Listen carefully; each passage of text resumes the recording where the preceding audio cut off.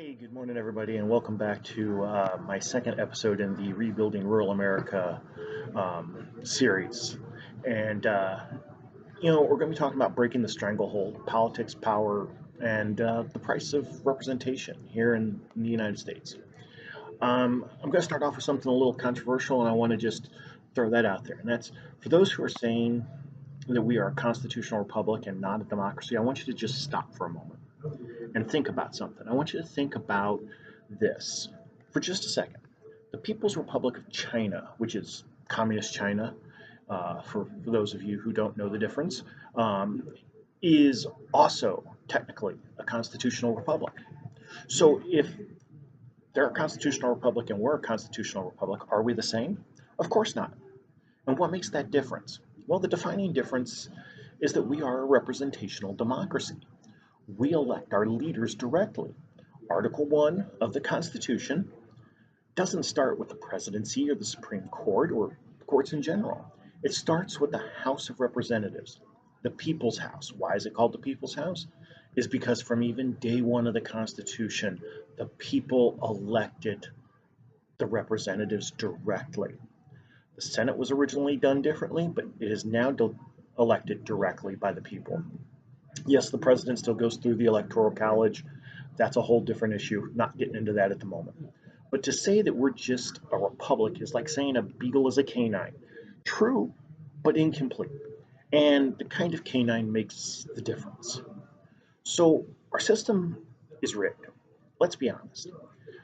Our political system has been rigged to favor the powerful, not the people.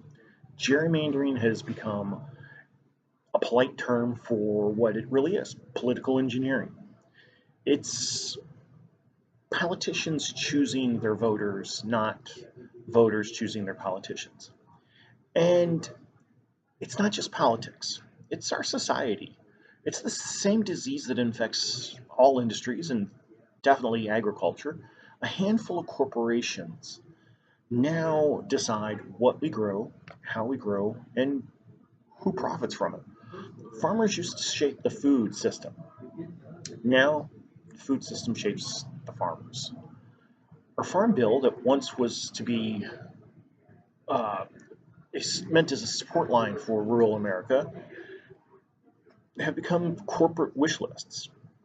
The lobbying dollars that pour into Washington, D.C. are the ones writing the rules of the game. And if you're writing the rules, you're going to write them in your favor. And the small and mid-sized farms and the consumer are being pushed to the sidelines. So here's the truth. Democracy is supposed to be messy, but it's not supposed to be manipulated. Real representation means accountability, and that begins with how we fund our elections. Now, I've heard people shout out that we should have term limits and term limits, and the solution that's not reform. That's a veto on other people's right to representation. If a community wants to reelect the same person because that person actually fights for them, that's democracy in action. The issue, the real issue, is how long some isn't sorry, isn't how long someone serves. It's who they serve. And that's why we need serious campaign finance reform. No more corporate money disguised as free speech. Only citizens can contribute, not corporations, not PACs that exist to hide donors. If a corporation wants a voice, that's fine. Let them create a fund, a PAC, where only their employees can contribute with the same contribution limits as every other American has. The same goes for member organizations, trade unions, transparency, campaign limits, and accountability. That's what we need in our campaign finance reform. Democracy shouldn't be auctioned off to the highest bidder, and neither should the United States. The mirror of agriculture and politics go hand in hand. When a handful of companies control the seed, the fertilizer, the distribution networks, they control us, they control the markets. It's the agricultural version of gerrymandering. A few interests drawing the boundaries of profit, leaving the rest of rural America, farmers, consumers, outside of the lines. It's all connected. Our economy, our food, our democracy have been engineered to serve shareholders and not the citizens. But here's the thing, the system like that only lasts until people start asking the right questions. And it's time to start really thinking about that and asking questions. Sitting back in the seat and letting someone else drive the bus, well, we see where that's got us. We, as citizens, and especially people in the rural areas, we've got to start asking the questions. We've got to start paying attention. And when somebody says something, we've got to say, prove it, show it, explain it. That way I understand. What was that line from the movie where Tom Hanks and Denzel Washington were lawyers, Philadelphia or something like that? Explain it to me like I'm a 2-year old. Well, that's what we got to tell our politicians. Explain it to me like I'm a 2-year old so you can go ahead and make sure that it's so simple and it's true and they're not just trying to manipulate you. All right. So rebuilding rural America means more than just rebuilding the barns and the grain silos. It means rebuilding trust. Trust in a system where farmers have just as much of a voice in Washington as anyone else, and that people have the voice in Washington and not the multinational corporations. Um, that starts with campaign reform, transparency, and the courage to say no to a system that rewards influence over integrity. Next time, we'll talk about investing in the future. You can find a companion paper on my Substack account, The Heartland Liberal, uh, with Robert Wolf.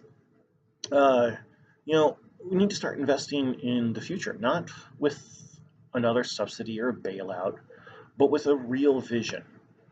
One where rural America is at the forefront in energy, in innovation, in stewardship of the land. We can lead, even though we are a smaller amount of the population than we ever have been.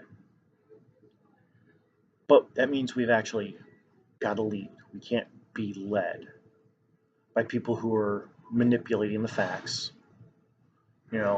So the strength of the nation begins not in boardrooms.